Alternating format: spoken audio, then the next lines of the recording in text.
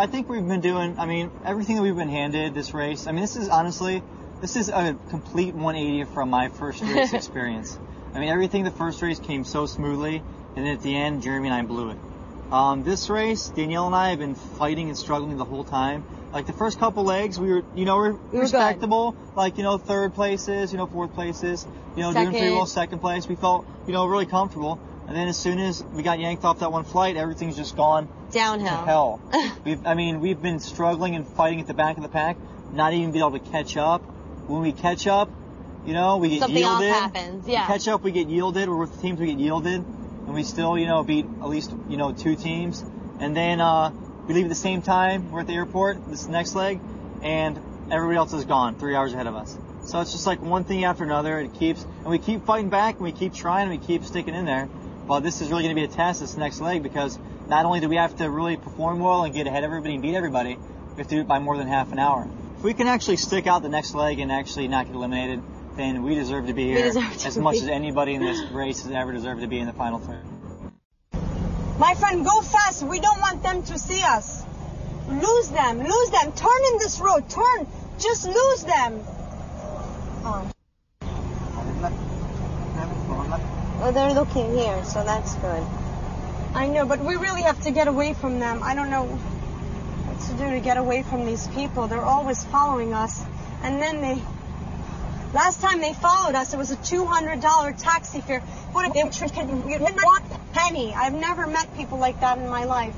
1 penny. They followed us for 1 hour with our taxi. We paid $200. They did not pay 1 penny. And it took us to the pit stop. The worst part is, instead of owning up to it, it was a misunderstanding. It was a misunderstanding. Misunderstanding. I'll show you a misunderstanding coming right at you. Right now, in prior legs, when we were into Dar es Salaam, for example, we did have the opportunity to come in first, and we took it easy because we knew the time difference between our boat and the other teams was about 5 hours, close to 5 hours. Yeah. So again, we didn't really bother to hurry up too much, and when we did the fast forward and we all stepped on the mat at the same time with Joyce and Uchenna, we gave them the prize. But right now we need to step it up for our own sake, not for the sake of the other teams, not for anything other, but the fact that we need a morale boost, because last leg was not an easy leg for us. No, it wasn't.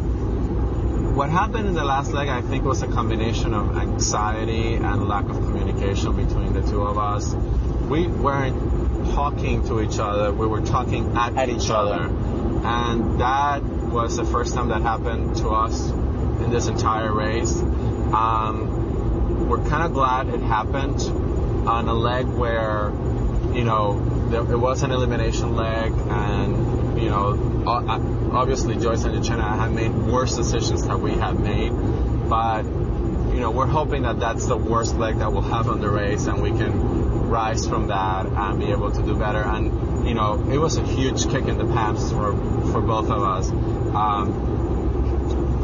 And we really have talked about it ever since. And, Danny has kind of like given me carte blanche to not be so conscious of his feelings at this point, because we're both here to win.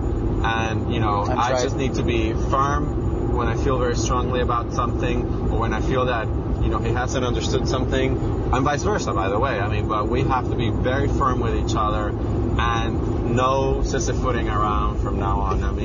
We love each other, and if we have an argument, we'll get over it. Absolutely. But, right now, there's no room for error. We have to talk to Desmond again. Just give a little thumbs up. Let him be. You let him be. She already talked to him the last Just word. give Desmond a little line. thumbs up. There's a list. A little wink. Names, a little winkety wink. The names are in order. The names are in order. There's just no way. There's you don't numbers think that if you gave Desmond a little winkety wink? Guys, let him be until 7 a.m. What time is it? 6:30. It's 6:30. Let him be. The more you you know. Yeah. Yeah, we don't want to do that. You don't want to Just annoy a little him wing. you don't want to annoy him to the point where he's going Well, he doesn't want to help us out. No. I want him to get a raise.